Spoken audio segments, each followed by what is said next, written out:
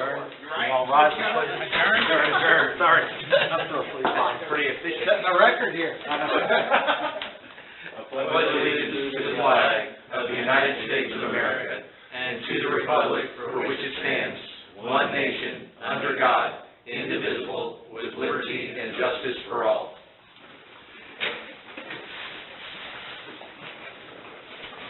Roll call, please. Alderman Lewis. Here. Alderman Wilson. Here. Alderman Bradford. Here. Alderman Volkart. Here. Alderwoman Old. Here. Alderwoman Bell is absent but will be here. She's running late. Can I get approval of September 6th, 2022 meeting minutes? I'll make that motion. Can I have a second, please? Second. All in favor? Aye. Can I get a motion to approve the agenda? I'll make that motion. Can I get a second? I'll second. All in favor? Aye. Alright. Special items, none. Appointments into boards and commissions, none. Scheduled public comments, we have none. Just a reminder, make sure that we have them into the clerk before Wednesday, before the meeting date. Thank you. Public hearing, none. Introduction and first readings. Council Bill number 2022-029, amending Chapter 20, Traffic Code of City Ordinance regarding parade regulations. And staff report.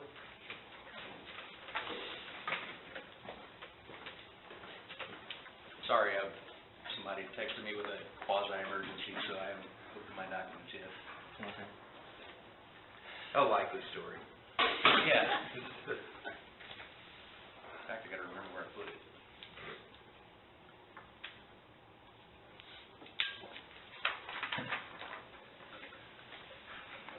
It's right here if you want it. Yep, that works.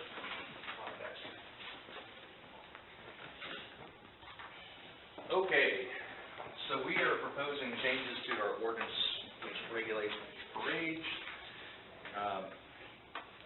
namely the section, just trying to clean up some language that's in conflict between the permit form and the ordinance itself, and also to start a discussion about establishing like a fee table for issuing parade permits in hopes of stopping the hemorrhage from our overtime and part-time budget for special events.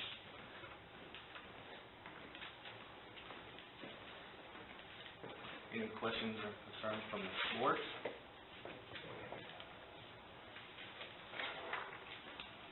Have you discussed what the fee schedule would be yet, anything like that?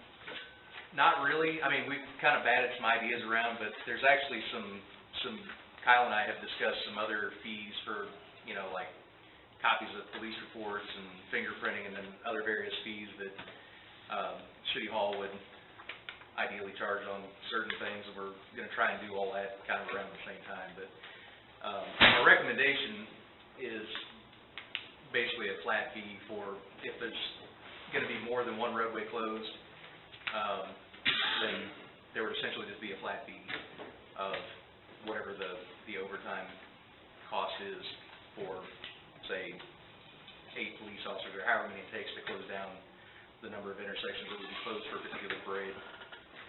So.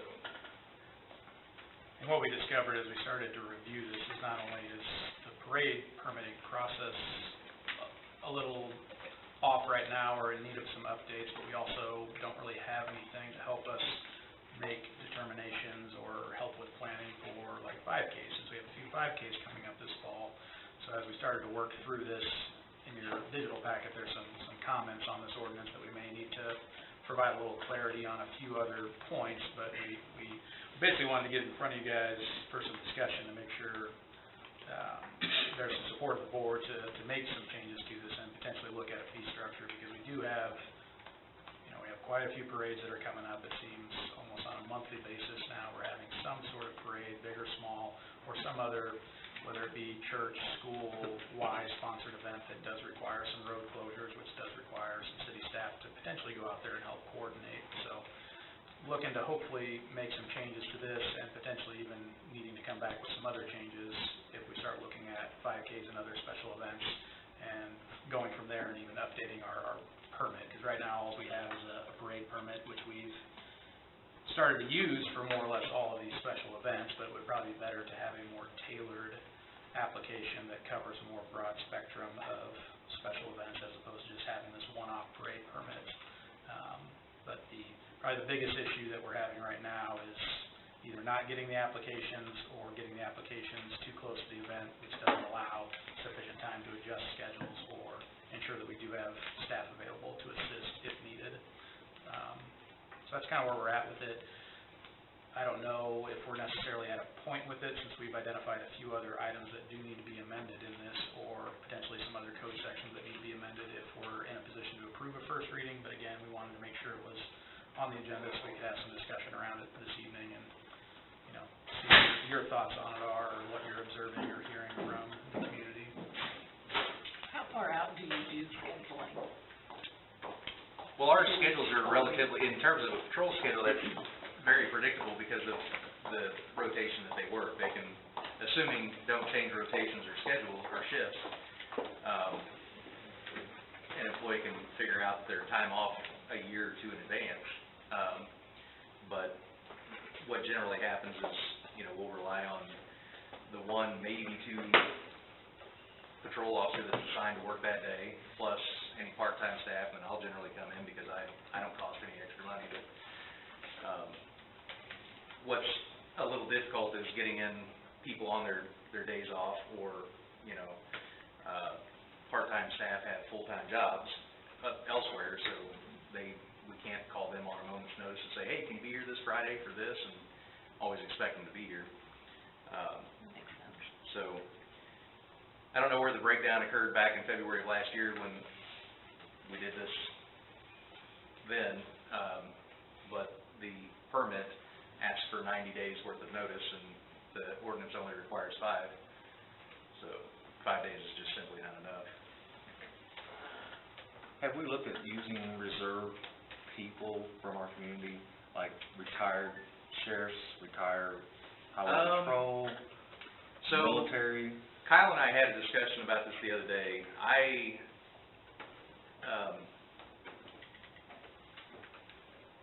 Anymore in today's climate with law enforcement, you've got good cops that are getting out of the business because of one thing or another, and they're going to the private sector because of, you know, less abuse, more money, stuff like that. So finding people that are willing to do it for free, let alone people that are willing to do it for money, is getting increasingly difficult to do.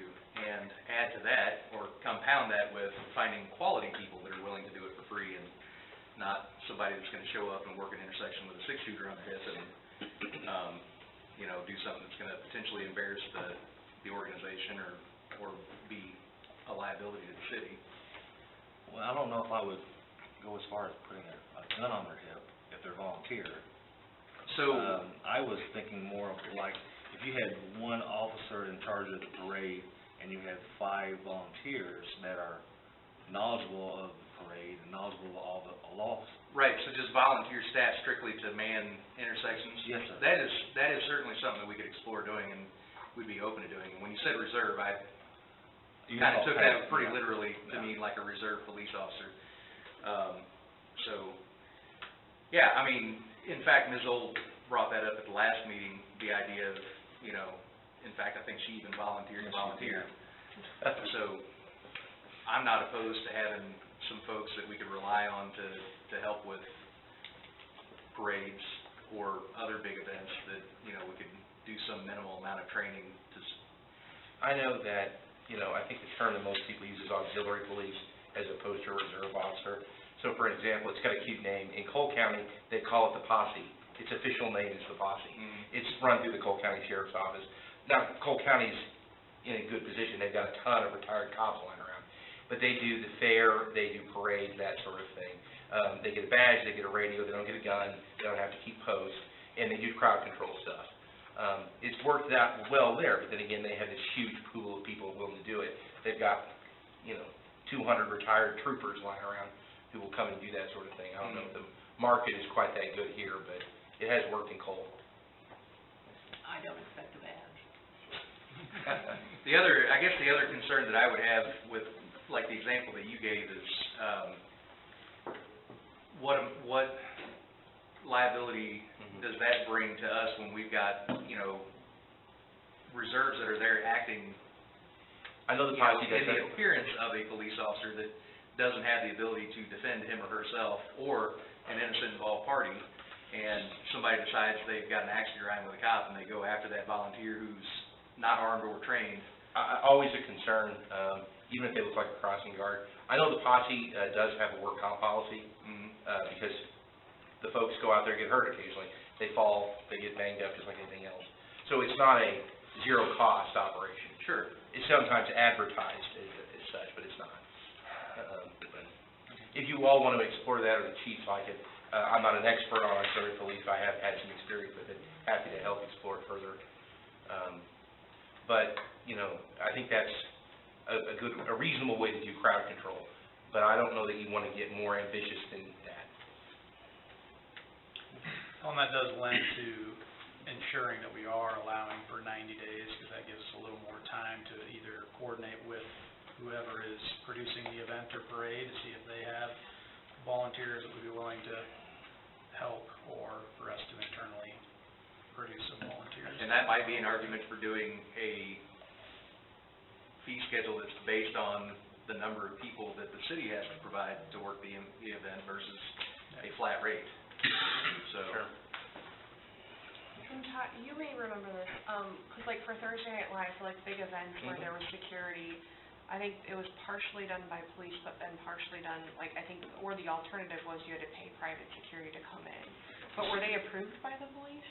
So, I know what you're talking about, I don't know the particular details. Okay. One of the things that JCPD does is they have very liberal policies on allowing the officers to work a side gig, like they are in the grocery stores or at the mall, and when they're at Thursday Night Live, you know what she's talking about, it's like a city block party in Jeff City. Sometimes, it's not clear to me, the guy's standing there in uniform, and he's a Jeff City police officer, but I don't know if they're on the clock at the city, or if they're on the clock for Thursday Night Live, or what the deal is. A lot of agencies do that based on the event. Yeah, Like, and I'm happy to, I know who to call and find out, obviously. Yeah, for me, this is kind of like the impact fee. I mean, if you're having a parade and you're causing excess costs for the city, at some point you should have to pony up for those excess costs, and we shouldn't just be providing them for free. that's kind of my feeling about it, because we're obligated to issue that permit, and it's a pretty large expense. If it's, just for sake of argument, if I have to put 8 cops on that, you know, full-time cops, the lowest paid one's like $19.60 an hour, so, I mean, the overtime rate for that person alone for 2 hours, you know, that adds up pretty quick.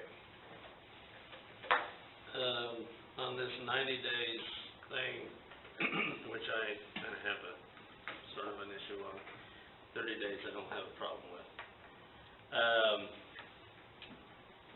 If something happens and say everybody's paid their fees and everything, and say the parade is, like say this winter, Mother Nature douses us with 24 inches of snow, we get this Christmas parade, do they all get a refund? I'm not the person that makes that decision. We could certainly, if it doesn't already, address it. And what we should do is we should have a weather alternate included on the application. Same, I know the fireworks application is supposed to have a weather alternate date on it. That would be a very easy thing to add to the application form to give consideration to that, but we can certainly look at what the policy would look like for that as well. If it's canceled due to weather, that's not problematic. I'm just not a big fan on the 90 days. Would 30 to 60 days give you ample time to schedule? I mean, Don't give them a range, give them pick something in between 30 and 60 if 90 is 45 days. I would say 45 days would be great, you know, because that gives the person organizing the parade enough time to get everything taken care of. It also gives you enough time for scheduling and to round up anybody that you need, I would think. I guess my question would be, and feel free to tell me it's not my place to ask, but what's wrong with 90 days? Well, let me ask you this. This is what I think. So like Christmas, right? We know when that is. Sure. So planning around Christmas, the Christmas parade is not that difficult. Cattleman Days Rodeo, we know when that But what about, like, the way this is written, I mean, I'm not putting words in here, but what about, a protest? I mean, that would probably fall under a parade, right? Protests usually aren't planned 90 days in advance, and I don't know if that's a problem for the city to, I know we're not there, but you know what I mean? Can I Like, jump things- in baseball state? Well, that There too, was but a yeah, things parade. pop up that maybe That's aren't Christmas and that we don't know 6 Well, the months ordinance in does advance. allow us to make emergency exceptions to that, you know, so if somebody came to us with adequate cause for why they needed to have a parade on this day, you know, we can still issue, we're not bound to that 90 days. It's just saying, hey, give us plenty of time to actually do this instead of, you know. It's more of an 2 weeks issue before that the- right now, we're typically finding out about parades when they're a week and a half out via Facebook versus the event coordinators proactively trying to engage with us to ensure that roads are being closed, or if they need support, that they're able to get that support in a timely fashion. They're coming to us with an expectation that it's a guarantee, and, you know, if they're coming to us a week prior, that's by no means a guarantee. And I would interject, this is not a problem in Ashland, I don't want it to be a problem in Ashland, I hope it doesn't come up, but it just struck a nerve what you just said. I have another very large client that rhymes with Independence, that denies permits for distasteful groups. Do not do that. So, if somebody wants a protest permit, and they follow all the rules, and they pay their money, and they follow the law, give them their permit. Because Independence will tell you that was not a good move. I think that's probably where Nate's coming from. If a protest falls under this, can we be accused of denying a permit because we don't Yes, like their, but for sure. if they don't Even if follow that's the not the rules. case, even if we're Right, following and the. we Yeah, don't want yeah. to be in a position where we've Yeah. made ourselves look like that's what we're doing. You want to avoid that. I would say in large part, most event organizers know at least 90 days out, hey, I'd like to have a parade 90 days from now. I mean, some even would, in fact, the way the language is in the ordinance right now, they can't request that permit like more than 30 days in advance, which I think is ridiculous. If somebody wants to plan a parade 2 years from now, cool. Let us know. That gives us a lot of time to work with it. But, you know, 90 days when I don't know why, I can't remember why the ordinance didn't match the permit, but when we wrote the permit, in all honesty, we stole it from another city and revamped it to work for us, and it already said 90 days on it. It's like, hey, that's like the perfect amount of time. And the board voted for the permit application, but then the ordinance didn't match it. So, I have been involved in some, organizations that, quite frankly, aren't real organized.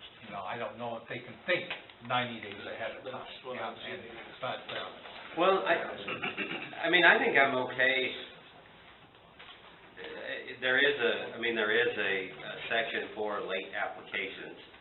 I think I'm okay with 90 days as long as the section for late applications is written in a fairly liberal manner to say if you contact us in 30 days, if you contact us in 5 days, that all things will be considered, And I mean, sometimes it's hard to put that in the ordinance, so to encourage that that's okay, but the preference is 90 days. and I think the spirit behind that language is if somebody forgot, oh my God, Christmas is 5 days from now, we need to have a parade, then, Or what give us about- some allowance to make for that to happen, but generally speaking, Well, I know we're not there yet, but what if the fee for a less than 2 days notice is double what the 90-day fee is?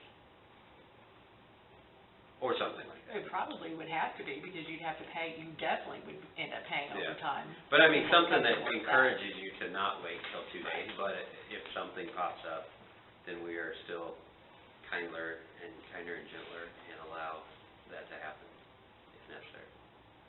Would that be, I mean, I know it doesn't help the problem of finding people, but if they had to pay more to do it, maybe it would discourage. so what you're saying is if somebody decided 10 days from now they want to have a parade, and they're not within that 90 days, but like, well, sure, we'll go ahead and issue this, but instead of it being $250, it's going to be $500. Sure, or whatever. And I mean, or if they, numbers, yeah, or if they said, hey, it's gonna go right down the middle of Highway 63, and you say, well, we can't approve that because obviously there's some language in here that doesn't allow that. But if all else being equal, sure, they would just have to pay more. Personally wouldn't have, or even professionally have a problem with, somebody paying a late fee. Again, I think that that event planners should do everything they can to plan this stuff out well in advance so that there's no surprises. But if somebody comes up and is like, look, man, we're gonna have this parade for this military veteran or whatever, and they can make a really strong argument for why it has to happen here and there and without advance notice, sure, it's gonna cost you a couple extra bucks to do it, but I'd be okay with that. Because unfortunately, you can't legislate organization on the part of some people, so, I mean, they just have to pay the piper for being late and the inconvenience it causes you or whatever. I think that's a good compromise. And right, with the 90 days in there, if you're planning a Christmas parade, you just have to have that in this week, wouldn't you? Mm-hmm. Yep. I don't want to think that far. 90 days from Christmas? There's only 90 Oh, degrees. my God. Yeah. I mean, I think that's a good, base to work off of. Surely that's not right. 90 days to Christmas? Well, this is almost October. October, November, December, yeah. Yeah. Fine. Nah. Instead of a parade permit, couldn't we just have like a special event permit that encompasses everything? Because technically a 5K is not a parade. Correct. And if I look at your ordinances and I see a parade, I think it would be better just to have a special. So that's where we might have to go out and look at what other code sections would need to be changed, because we're specifically editing the section that was created last year for regulating parades. And while the definitions, in your packets, you have the ordinance from last year, it does go as far as to suggest that a 5K does qualify as a parade, but the layman looking at the parade application online, it wouldn't click with them. And we had that discussion in the last 2 weeks with someone wanting to schedule a 5K, and we said, well, we don't necessarily have a specific form for you, but if you could use the parade one, that at least gives us the information that we need. So wholeheartedly agree that if we're gonna amend anything in the ordinance and also update the permit, that we need to make that permit more broad spectrum so it captures all those potential types of events that may need street closures or city services. And if it wasn't clear, the example that you gave, like a 5K, which by definition is a parade under our current ordinance, actually it's defined as race. But like in the event of a 5K, historically the 5Ks or whatever races that they have here in town haven't really involved us. They just call us and say, hey, we're having a 5K and we don't need any help, just want to let you know there's going to be people running down the street. And something like that, I wouldn't anticipate there needing to be any kind of a fee to issue that permit, because they're having an event that's not utilizing any city resources and not costing the city any money to support that event. So, but I'll echo what Kyle said and agree that there maybe even instead of calling it a parade permit, we should just call it a special event permit that encompasses parades and define, parade as in the literal sense of a parade, and then have a separate definition for a 5K or another one for some sort of Block party, we've had block party. those this year, where they needed to close short sections of street. And I would say in general, I'm not super excited about too much government.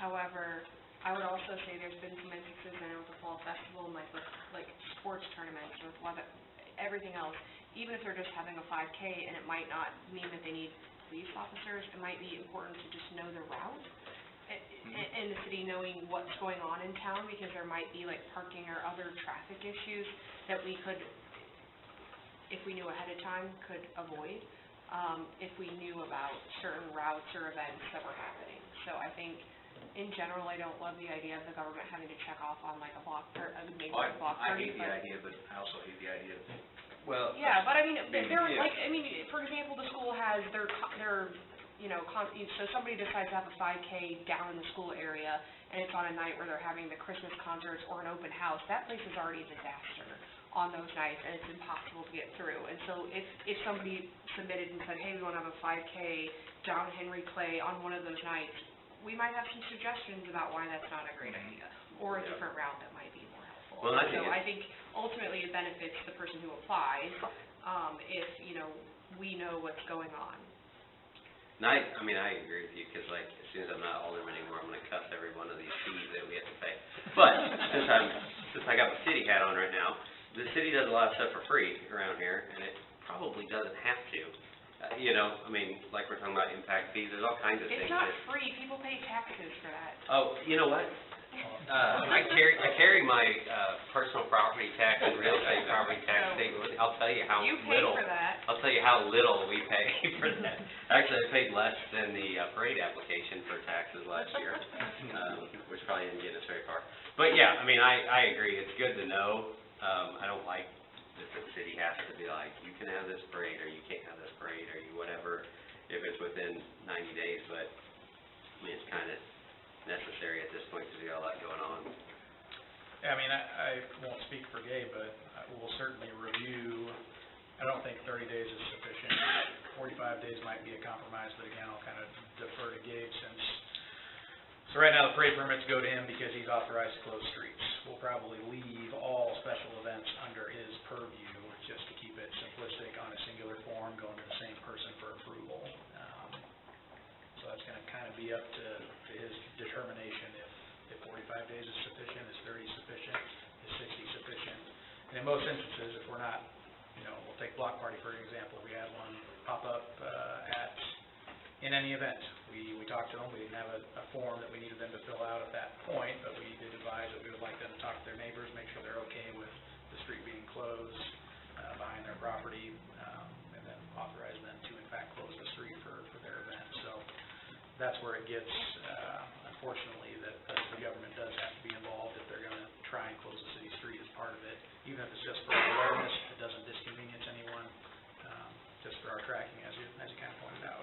Well, and I know in the past you've also been able to put that stuff out on social media, because I forget which one it was, but when they had the marching band thing, I definitely was trapped over by the park for like 20 that's coming minutes. up, by the way. Yeah, but it was nice that the city knew about it, and then we put something out on social media that then when I saw it, and I was like, oh, I'm definitely Yeah, trapped. we have a little That route map, I kind throw the route of map knew up there and ahead of everything. time that I was stuck there, and if I wanted to avoid it, I probably could have read the post and gotten around it, and we enjoyed the show, but it is nice to know. Maybe no surprise, but there's a number of people that are not aware of these events, regardless of how published they are.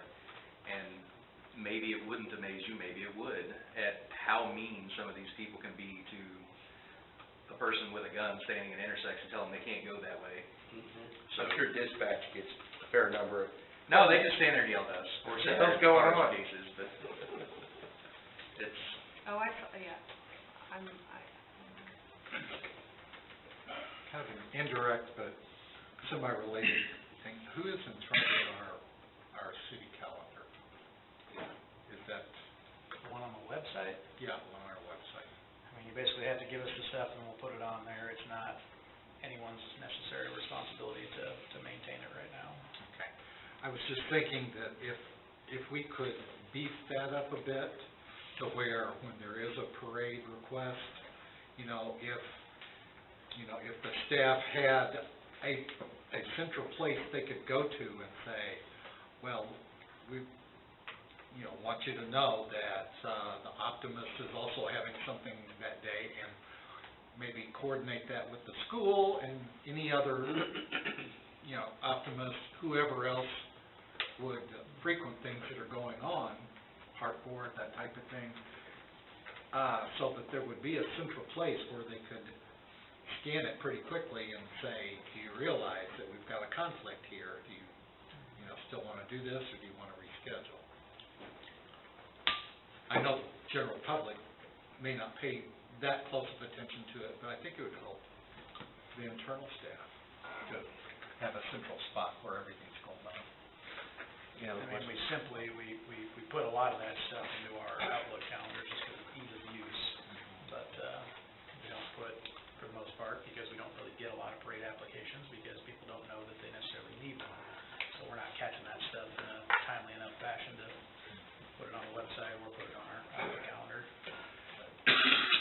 I think it'd be convenient to kind of convene the school calendars, you know. It When are the home games, you know, when you need to avoid that part of town if you're not going to the game.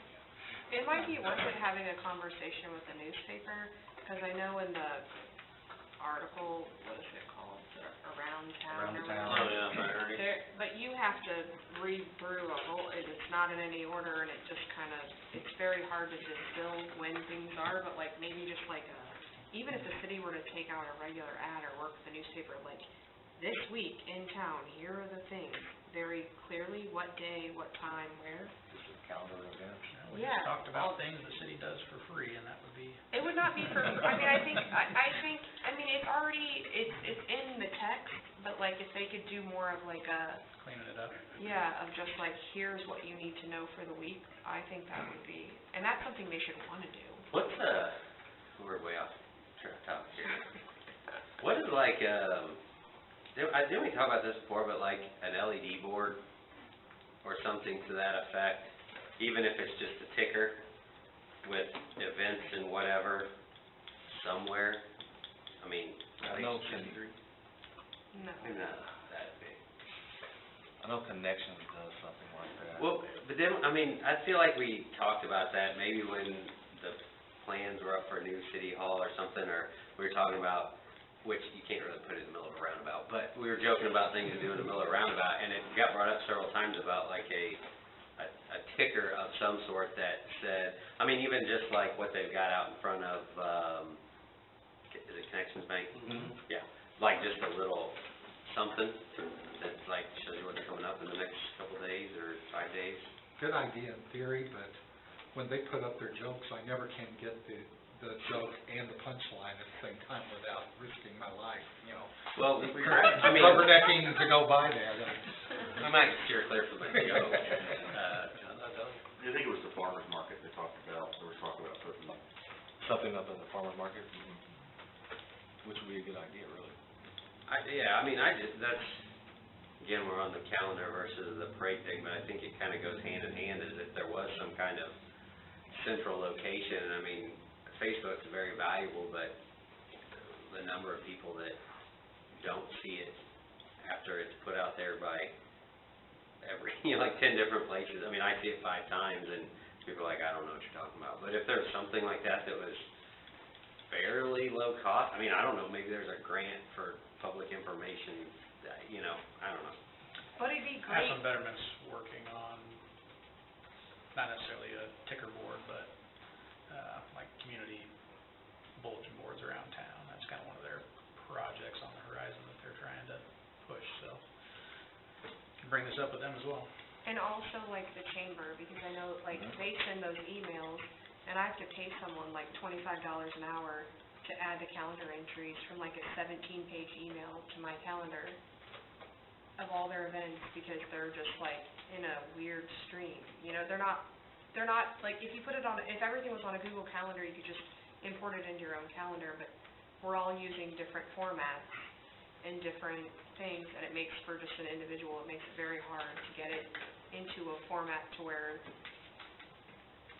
I get what you're saying. Yeah. I wholeheartedly So- get irritated when I don't get a calendar invite for something. yeah, so the Betterment Coalition should talk to the chambers and the community, and we should all work together. We can do this. There's technology for this kind of thing. We can do it. Or even something, I mean, even like one of the church boards where you have to put the letters up, you know, I mean, something that people can drive by and see, and Stephanie can be in charge of putting the letters up. She seems excited about that. Only we knew somebody that had a loud voice on the radio. Yeah.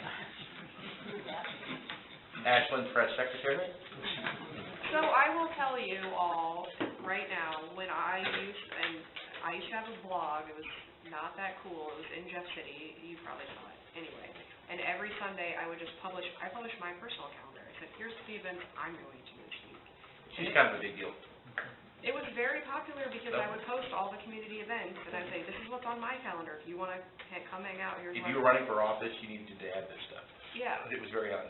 But it takes consistency, and I think something like that from the city, on the city's Facebook page, saying, here are the ribbon cuttings, here are the parades, here are the home games, here are the things. If you're a member of the community and you wanna be involved, here's where to go. But again, it takes resources, and again, that would be a free service provided by the city. But I think we could work together, and we've had this conversation a year ago, right? And I think the article in the paper this week said, part of the Fall Fest issue was not enough, like, the attendance was down and it was publicity Well, issues. it's hotter than donut grease too, but it was fun.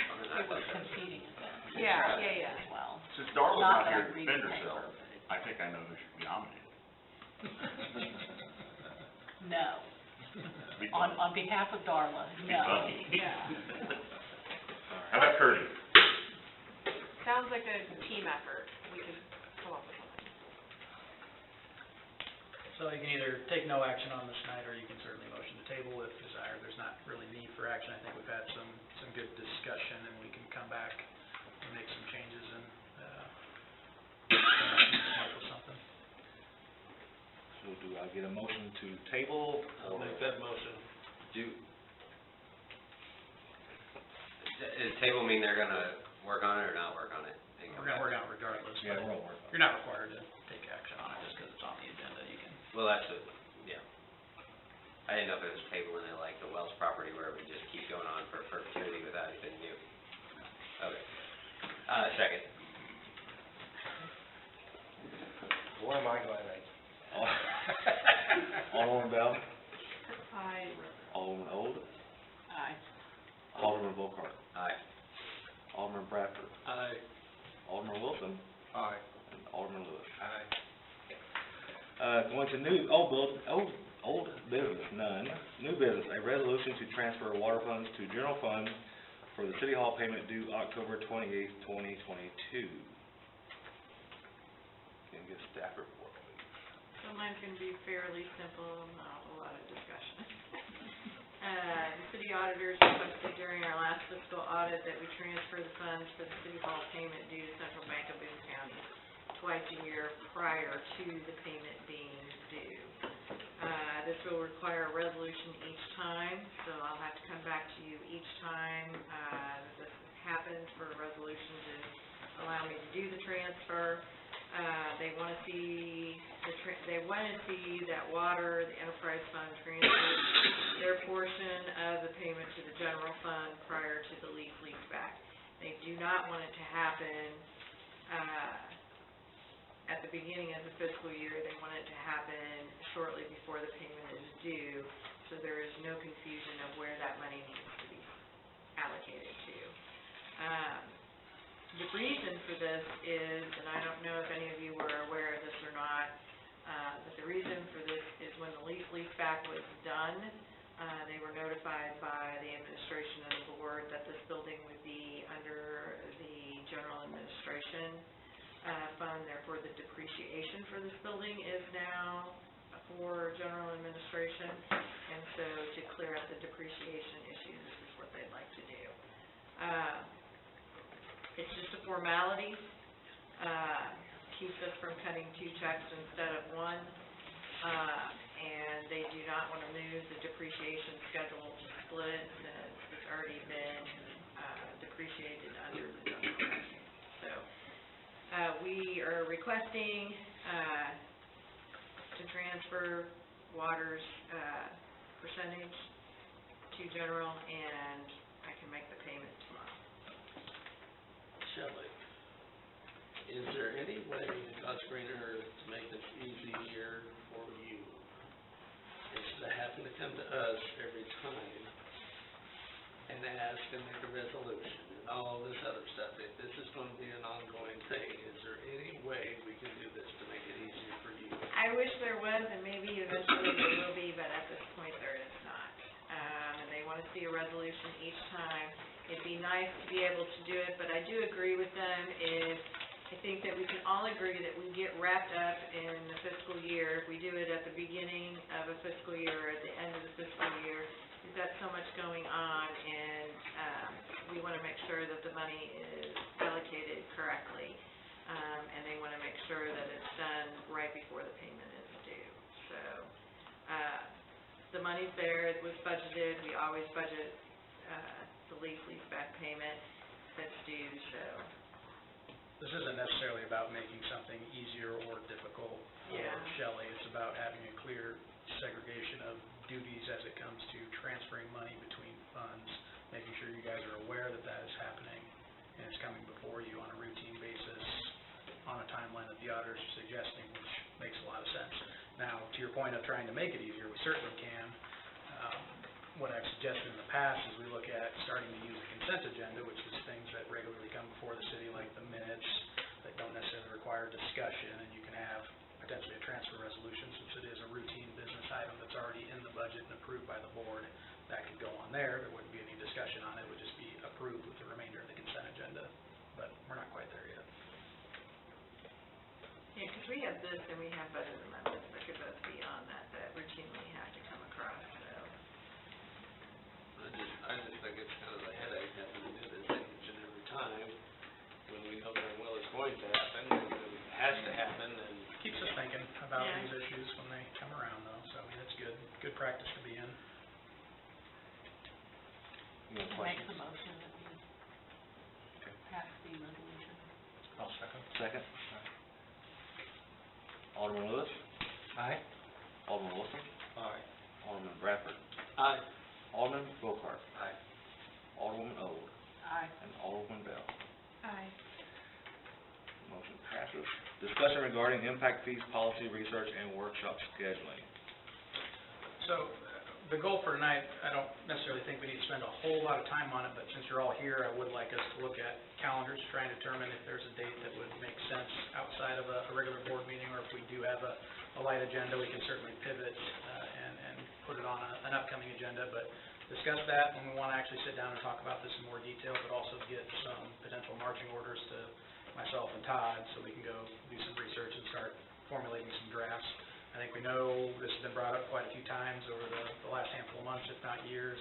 It sounds like there's general consensus among the board that we do want to explore the potential of standing up some impact fees. I think the general consensus is potentially looking at impact fees to help with some of the street issues we're having, whether it be maintenance or creation of new streets. So that really makes it somewhat easy for us to go out and start putting together some drafts, but at the same time, we do need to have some consolidated discussion of the board about this particular issue, and it's probably best left outside of a regular business meeting where we can dedicate all of our attention to it.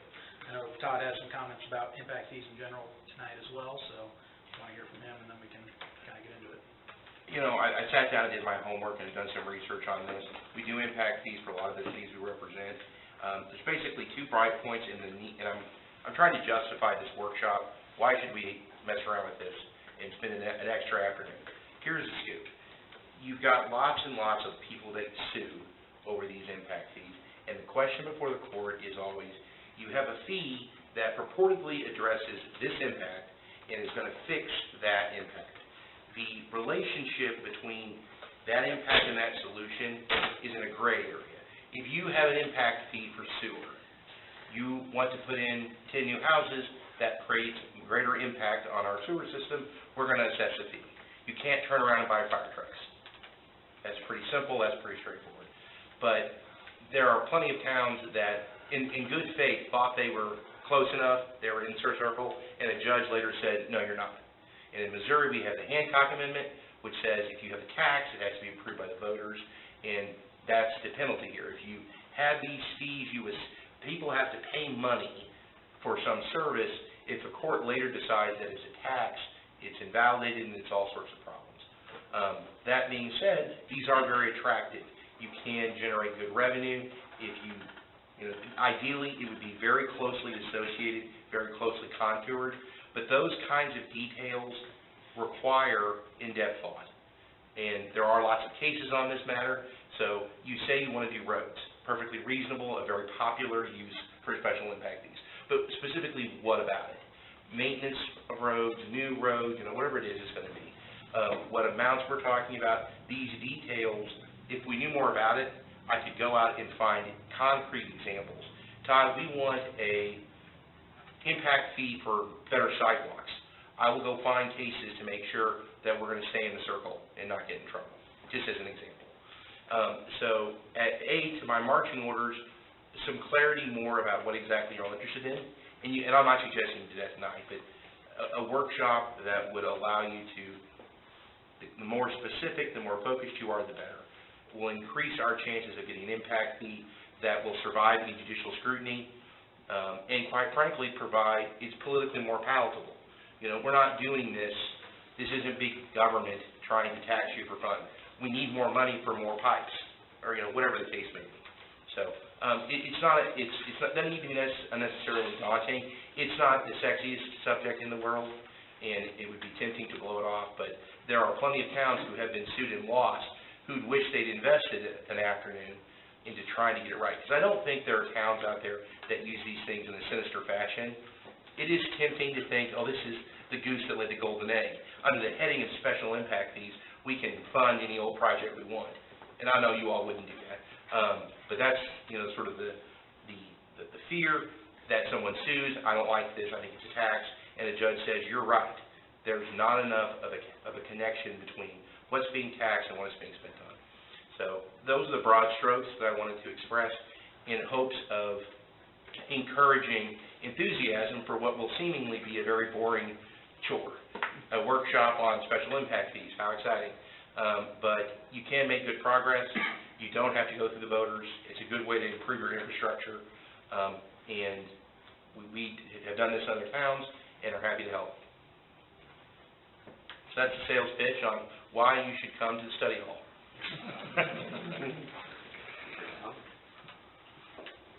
So the question would be, do we want like a 6 p.m. study hall and do it for an hour, or do we want a Saturday morning and do it for 1 to 3 hours? Like Saturday. 6 p.m. for sure. I personally would prefer, since Tuesday, you know, every other Tuesday is kind of already blocked out, or 2 Tuesdays a month are already kind of blocked out for my family. It's probably easier. But I'm excited, so I'll go whenever. Well, it could be one of those things, you know, we start at 6, and if it's fruitful and it's taken the whole hour, then we know we need to come back and schedule another 6 o'clock for it. But I think 1 to kind of get us started is probably sufficient.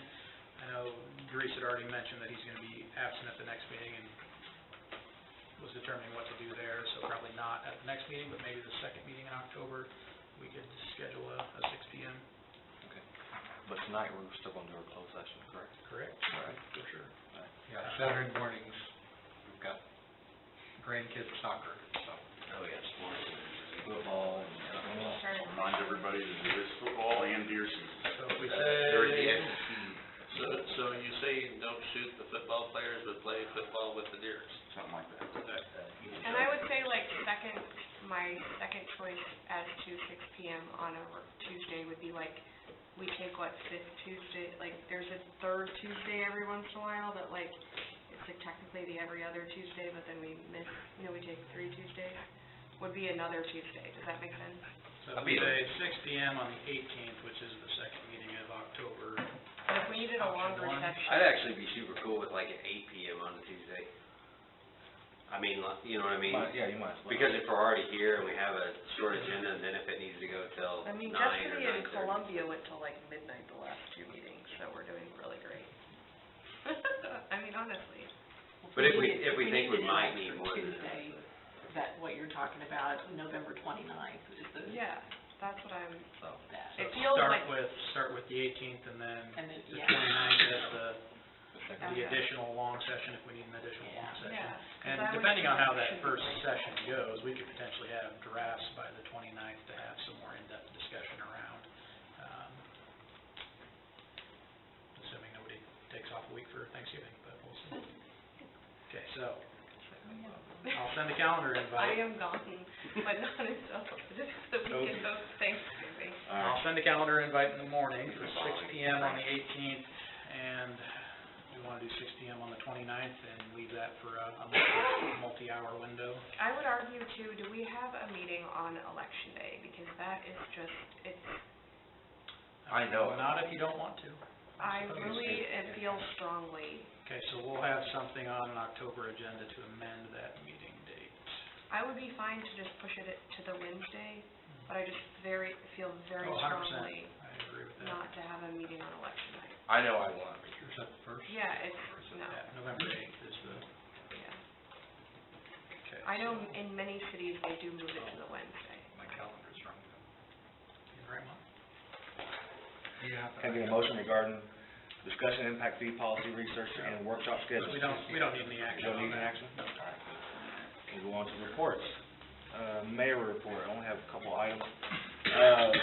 James, I don't know if you had a chance to go down Justin lately. That buckling on Justin Road is getting worse. How could we fix that? We have a couple of different options with street heaps. Recently, we saw the one that happened on Marinas, however you want to say it. And frankly, that was the newest buckle, so it was at the tail end of the list. We have several throughout town, and we're just working our way through street patches and various repairs as we are able. Because that one continued to heave, and it became so severe that it was now impassable for most vehicles. We had to go ahead and move that one to the front of the list and take care of it. The best method to repair a heave is a rip out and replace, where you tear all that material, that concrete, that asphalt, cut it all back to the panels where the heave stops, and then re-pour it. It's expensive. I mean, it's a lot of materials, it's a lot of man hours. Another option that is not as good of an option, but it is somewhat effective, it's a Band-Aid, is to mill it down. Now, the issue with that is that we don't have a cold planer, and they're pretty expensive. I would love to have one, but it's just hard justification at this point. As we get more asphalt streets in town, then we'll be able to justify that a little bit easier. But so right now, rip out and replace is about the only option.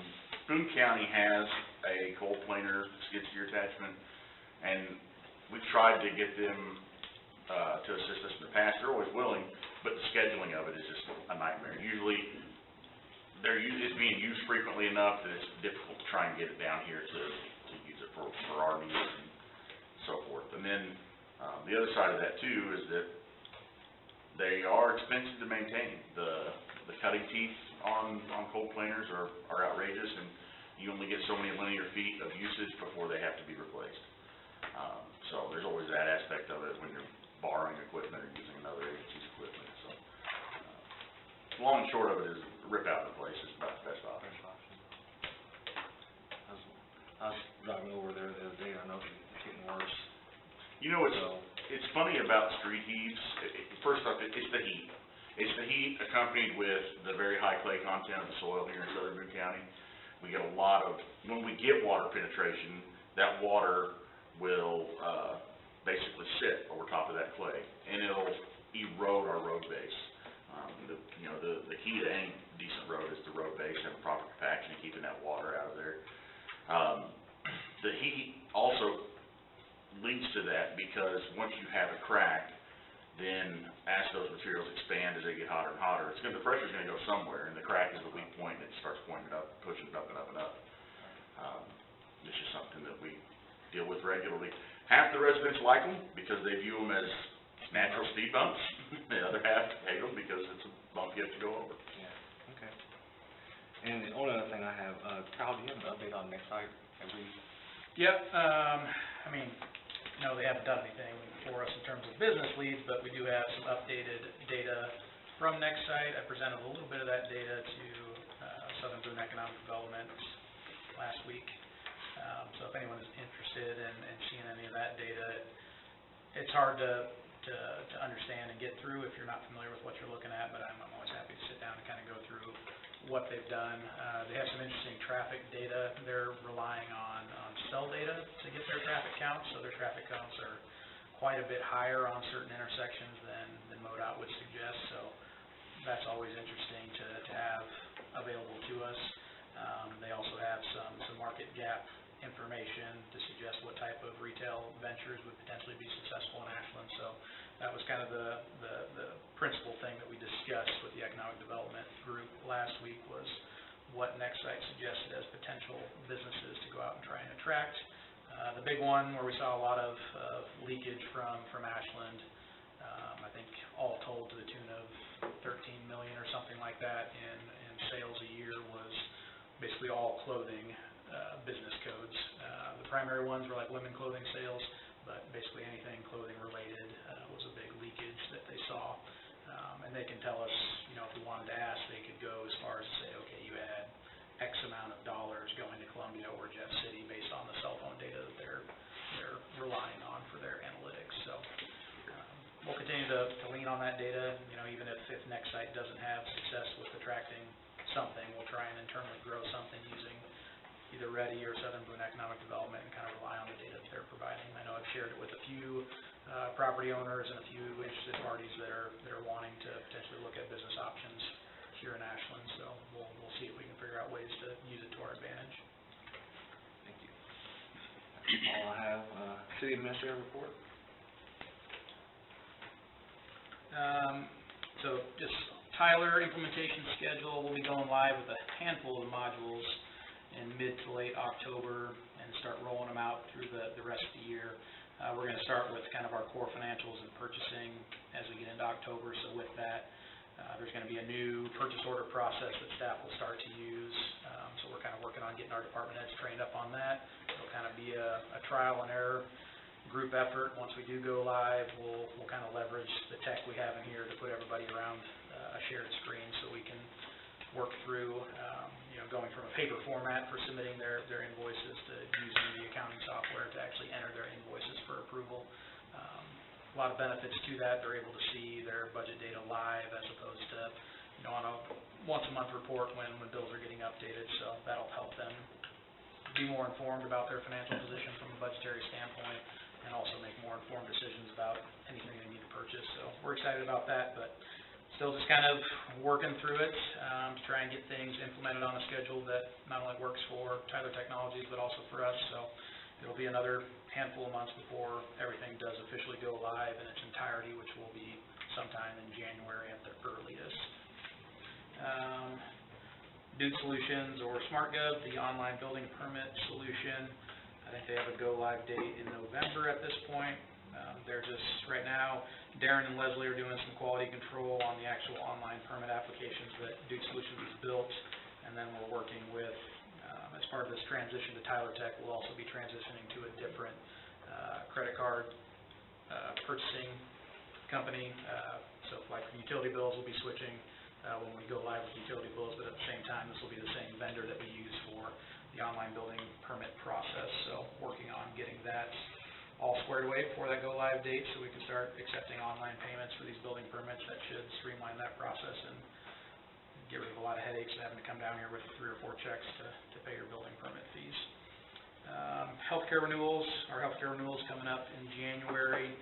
Shelley and I met with our broker yesterday to kind of discuss what our renewal rates are looking like, and also talking about what we want to do there. We will probably be looking at rebidding out to some different carriers, not necessarily to change our coverage, but to hopefully reduce our costs there. We will be seeing an increase on our current policies, so if we're able to alleviate some of that increase by switching to a different carrier, that's kind of the plan of action as of now, but more to follow on that after we get some more quotes back. Ward maps, so with the census also comes a need to update the ward maps. RPC's been working on that for the last handful of months, and they have produced a rough draft of what that could look like. So just need to work with RPC and also city attorneys to kind of pencil out what that adoption schedule needs to look like. There'll obviously need to be some public hearings and input on that to make sure those lines make sense. I don't think anybody's losing their seats, so don't have to worry about that. But, Are we adding any seats? No. So it's just, and what I asked them to do as well is, since we do have some either known or potential annexations coming, is to also extend that boundary on that ward map. So if one of those annexations does come to fruition, we don't have to come back and adjust that map. It's already considered by that map. Last one I have is Lakeside Ashland. We did receive a number of noise complaints from the surrounding tenants, or the surrounding residents on Monday, is when the majority of them came through. So we're working through those issues with the residents. The police department will be out there this weekend and next weekend taking some decibel readings just to make sure that we are in compliance of the conditional use permit. We're also working with Mr. Parks. He's going to schedule, I don't know, an open house, sensing session, whatever you want to call it, out at Lakeside and invite those residents to come out there and kind of talk about these issues. They came to the city and we kind of referred them over to Nick and let him know that, hey, these are the issues that we're seeing, and trying to work through those without us having to necessarily bring the issue back before the board and figure out a solution. Nick's willing to meet with them and try and alleviate their concerns or address their concerns. But he did admit that this last weekend, we didn't get any complaints the first weekend, but this last weekend, he did not take decibel readings during his event, so he could potentially have been over.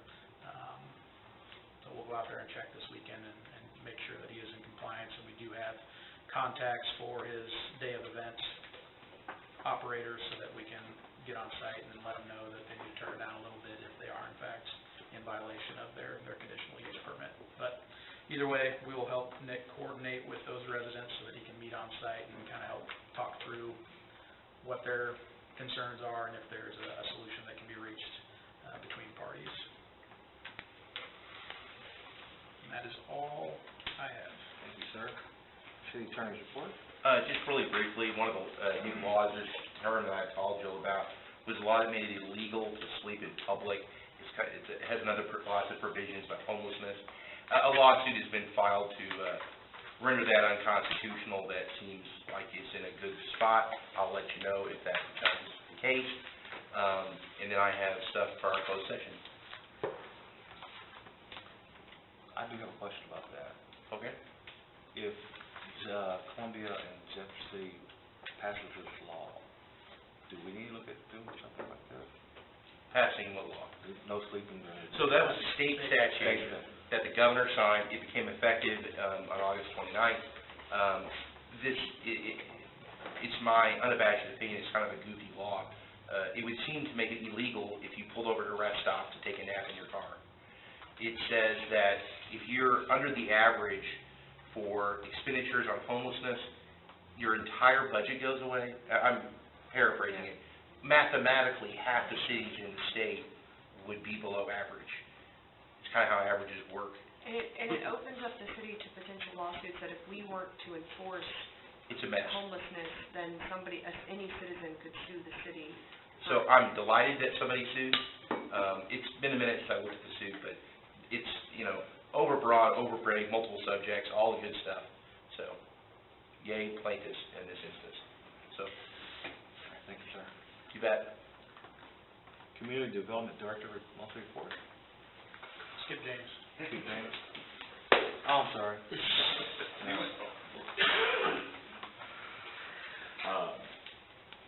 So my apologies to the board. I was out of town last week and failed to get a report together in time to go out with the packet earlier. So it was, I believe, an amended version we sent out to everyone.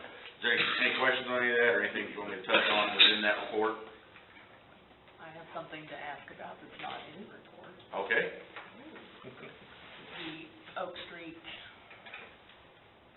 stormwater issue. Yes, ma'am. Received a message from them. They're frustrated again. They don't see any activity going on and want a status report. Yeah, so we're still in engineering. Right now, we met with Allstate Consultants a while back. John and I did at their office. It's going to be an expensive project. It's going to be a really expensive project. Enough so that we have to break that into 2 different phases and possibly 3, because phase 2 is looking to be pretty expensive on its own. There's some things in the air with that project. Basically, the only feasible way for us to fund that project is through ARPA funds.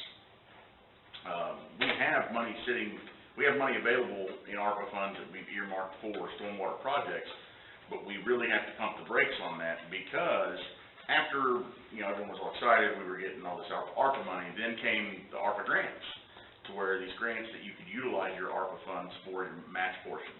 And as the board may recall, we applied for several. We haven't heard back on those as of yet.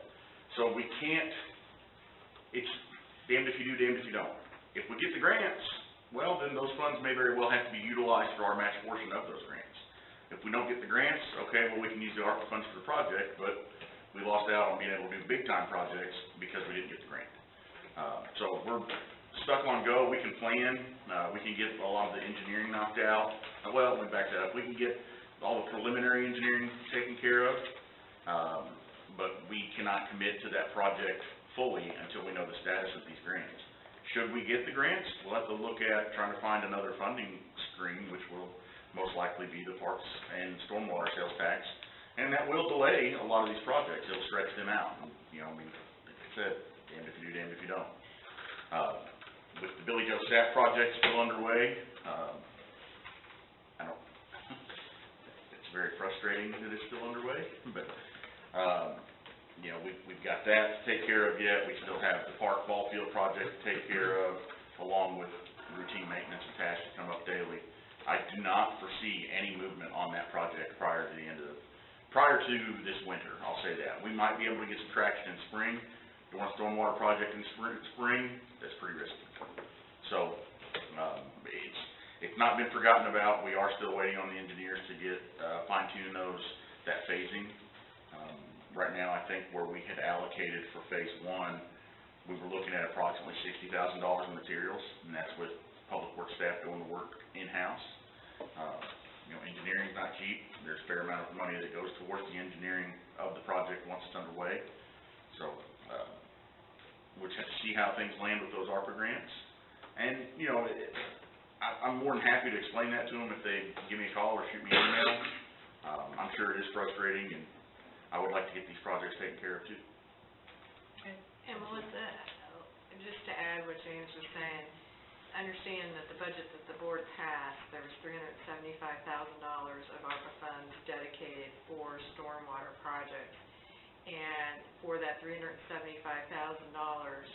you know, it was the beginning of the Oak Street project, Caspian Circle, and some curb and gutter things that need to be done. And the Oak Street project is now estimated to be much more than that. And so it's kind of one of those things that we've got to look at the total cost too, because if it's going to go on for several years, are they really going to want to do that? Because it's going to be a huge expense. The first part of it, just the first part of it's going to be $100,000, and that's with your engineering cost. That's just with the preliminary engineering associated with it. And so that's kind of the issue that we're running into. And I mean, we're all going to have to sit down and prioritize where this money is going to be best spent versus taking on something that could ultimately cost $500,000.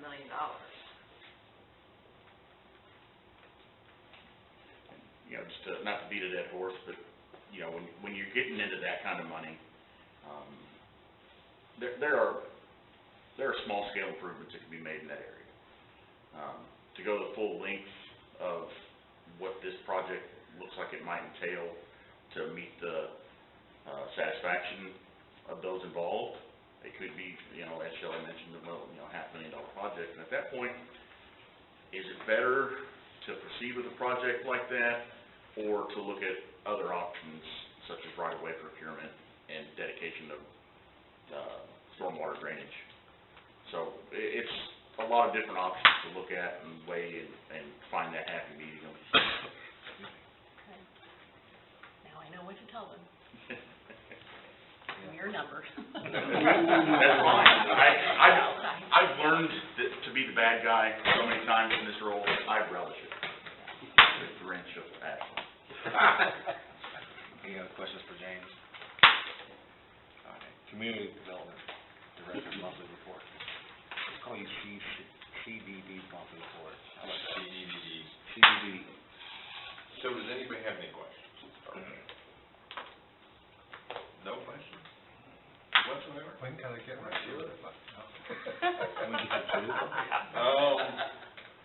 I mean, the only exciting thing that I'll add then is you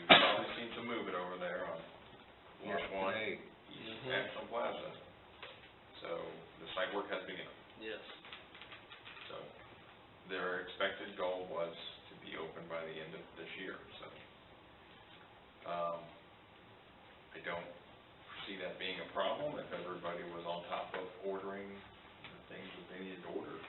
Like scooter windows that are probably still sitting somewhere. But that thing was scooters, which the superintendent there assured me that he had everything under control and everything was on order, but apparently that wasn't the case, so. They did pour concrete today. Well, yeah, they can still do the site work on the driveway while they're waiting for the stuff for the building. That's I mean- if you want to hold up. Stuff for the building? Yeah. Well, yeah, it's a few things for the building, but that is a chronic problem everywhere. It is materials. Amazon's still waiting. Amazon is waiting for years still. Can't they just order it from themselves?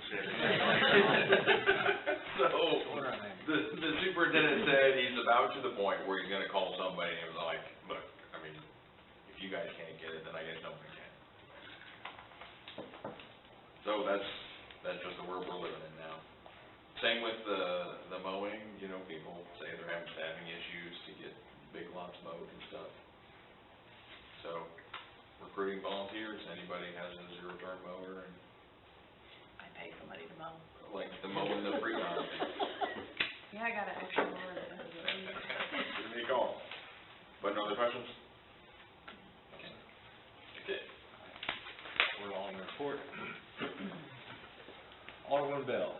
No report. Alderwoman O. No report. Alderman Bradford. Alrighty. Kyle or whoever, what's going on along the roadside park on 63? What? Storage. Is that the storage shed? Okay. Okay. I had a constituent, who has a business that he supplies, whatever you wanna call it, knickknacks for like the gas stations and stuff, and I guess he has his products that are on pallets brought to him, and he lives just north of me. And it says that every time he goes to go take the cardboard to the recycling bins, they're full. He's not wrong, you need to go early. We'll pick a different day. Yeah, and, he wanted me to find out what was the deal. He thought they were dumped more than once a week or whatever, and I was like, I don't know. I haven't heard anything on the recycling bins for a long time. Yeah, I mean, correct, I mean, this is the first I've heard of recycling in a number of months, but whether it be the Boone County one or the Republic ones, there's generally one or the other getting dumped on a daily basis. And they're Tell them obviously to not roll that located stuff in up the and same shove it in time. there. I've never not been able to get my boxes. I mean, they've been full, but I've never been able to not get my boxes in. If I could jump in, so the Republic roll-off is empty daily, and the Boone County one is empty typically Monday, Wednesday, Friday, unless there's some unforeseen circumstance. But it always comes back. We can pull the tonnage reports over and over and over again, and it always comes back to people not breaking them down. It fills them up prematurely, and that's where you end up at. Yes. Okay. Sure, there's something to talk about there about residential use versus commercial use of our recycling bins as well. And I know we did like didn't we do an extra bin or some extra dumps, like as we near the holidays? In the holiday weekend. Do we wanna make sure that's on our list to get prepped for? Yep, you can email Lillian. Somebody brought up how close we are to Christmas. Let's make those holes even smaller. Then you really have to work at it. You might get the back end up and dump it all. Yeah, And people would just stack it people up do it all the time. outside. Yeah, but then when it's full, you gotta worry about unloading the whole thing right there in the lot.